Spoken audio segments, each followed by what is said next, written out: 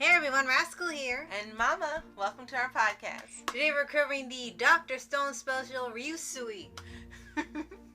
This special acts more like a TV movie that takes place before the premiere of season 2.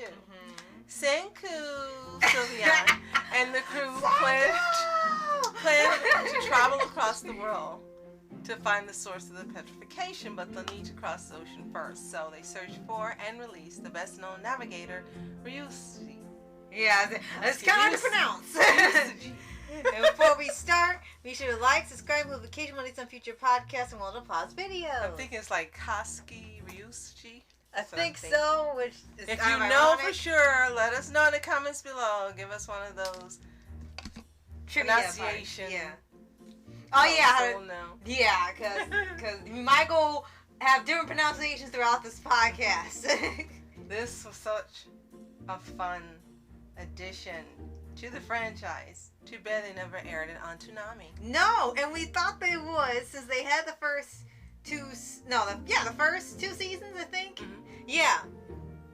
I thought they were going to do that, and no, they just had it on Toonami. Maybe they will when it's time for season 3, but right now it seems like they're not going to do it. That'll be over a year later. Right. We watched it first in sub, and then first in sub and then in dub. Yeah. And it was absolutely hilarious both times. But because, as Rascal says, I watched it first in Japanese, that's my favorite. Right. But Clifford Chapin did a great job. Yes, did not expect him to be the voice until we saw the announcement. It was like, that was actually a good idea. And yeah, I think this was Ryusui. Yeah, I think that this was supposed to be a movie, but by the time they finished, it wasn't long enough to be a theatrical film. Like, they wanted this to be like Mugen Train and Zero, but it wasn't long enough, so they decided, okay, we'll just make this like a TV movie, because if you put some ads in it, it can be over an hour, maybe an hour and 10 minutes with ads, because it reaches nearly an hour without any advertising whatsoever. To me, it was like a summer adventure, maybe a shout out or tribute to One Piece, because that's all I was thinking about when I was watching, how much fun it was, and being on the seas, and that's the whole point. Even though technically they didn't get to the sea to the end, but the whole thing was, finding someone who could be a navigator and take them. They went in the balloon and had that escapade, but it just had such a summer feel, so that was the perfect time to release it. Right. And it worked because we ended up having so much fun watching it, to a point when I believe we saw the first time, we knew how long it was, like 50 something minutes, right? 52 minutes? Right. And it was so fun that when we went to pause it one of the times for it to buffer, we saw it only had like 10 minutes or less left. And it's like, wait, we're almost at the end already. It felt like it was supposed to be coming in here. It did. We were having so much fun with it. For just one plot and not going all like it's all traveling, having a villain and all that, for it not being really grand scale, it was really engaging. And I think it's the testament to the excellent writing and just how much fun they make this. Yes, you've got a new villain coming the next season, we're sure. You have the science. You have fun. You have people who you think in one way or another. It's just a very unique anime. Yes. And this movie was just as unique. Personally, I haven't seen anything like it, and I say it may be a tribute or shout out to One Piece, although, to be honest, guys, we have yet to watch one of the One Piece movies. A lot of them are on Netflix. We just haven't gotten to them yet, but we are going to this year. Yes. But it just had that feel, and I don't know if it's similar to those movies, and we won't know until we watch it, but for us right now, having not seen them, this is very different, but it works. Yes, absolutely. And I say you just have so much fun watching it. And they even have, like, at the beginning, they do a mini recap within a play. Not a live action play, which they do have later. They do, like, a mini play of the characters playing Senku. Avatar. Yes, and we knew it was a shout out to that. And they were kind of playing the roles of what happened so far. And it ended up being hilarious because you rather prefer that than some of the live action plays they do. And they kind of get everyone up to speed in a fun way, and now you know what's coming next. It prepares you for the movie. And they made a whole new intro for the movie and kept the old music. Yes. And the animation is just as great as the series. It's the same. It was absolutely undecipherable one from the other, which again, I always love when that happens because it just makes you feel like it's all together and a part of the same thing. Right. And I really did like that. Again, the Japanese voice acting cast was fantastic. So was the English cast. Yeah. They really perfected in getting people who, regardless of how you watch it, it's enjoyable. And it's the same way for MHA, My Hero Academia. When you watch the movies and you watch them in sub and then dub, there's just the same amount of excitement and joy, and you really love it, and you get the same type of high quality performance voice acting from both groups. Right. And that's what happened for this as well. Right.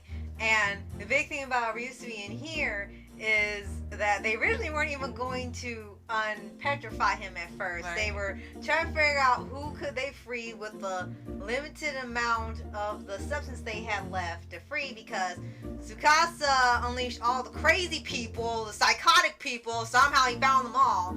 So they didn't want to make that same mistake where the first person they released is psychotic and crazy and bloodthirsty. So they were trying to figure out, remember people that they knew before petrification and they could unseal. And one of them mentions Ryusui, but she didn't want to deal with that. But lo and behold, they're gonna have to go there anyway. And then while they're talking on shit they do or not, Senku just starts freeing him. He's like, oopsie! And he made the right decision. The biggest thing about before this was released, are the original 2 teasers they had out, because you were looking at it and thinking it was Senku. That's what everyone thought at first, is Senku. Then you start looking at him, well, his face is wider, the hair is longer, and Rascal thought it was an ancestor, and then you find out it's a whole different character. Yeah. So that was the biggest part of it. It fooled everyone into thinking, oh my gosh, this is Senku. This is another side of Senku? Right. Really? He got more manly. He got bigger and longer hair, and then Sylveon passed out. Yes. And then in here, when you see him, he is psychotic, but not in a bad way. Right. He's just he gets whatever he wants, and he knows everything about navigation, and he has a thing. I guess they've already established his little niche where he snaps his fingers and everything comes to him. So, and they mentioned also that he was from a wealthy family. Right. And then since there was no money or butlers left, he made some. Yes. And then he immediately made currency, and everyone immediately wanted money. It's like, and he said, you brought back greed fast, didn't you? He's like, you brought it back. Thanks a lot.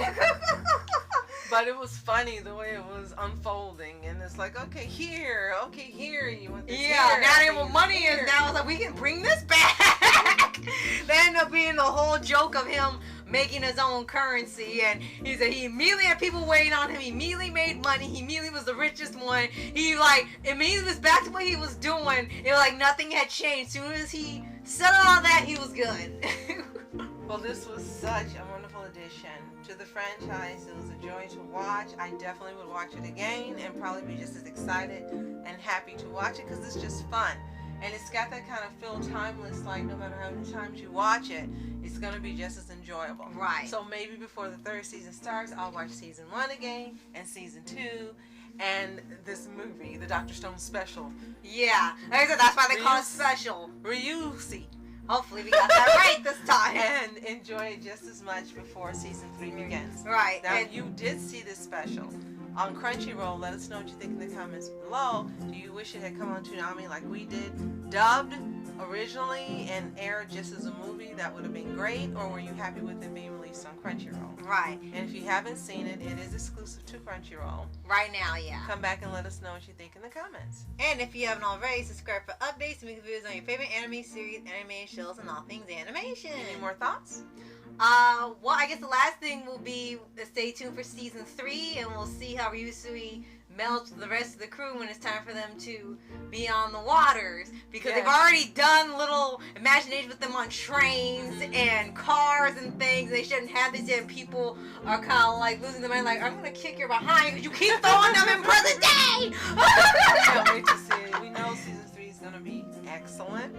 We know that Sylvia's gonna lose her mind yet again. Right. Over her man Senku. So this is gonna be fun to watch and see what she posts and see if she makes any videos for it. And I'm just really excited about season 3. This is an excellent anime, and you don't see too many bad comments about it or too much hate.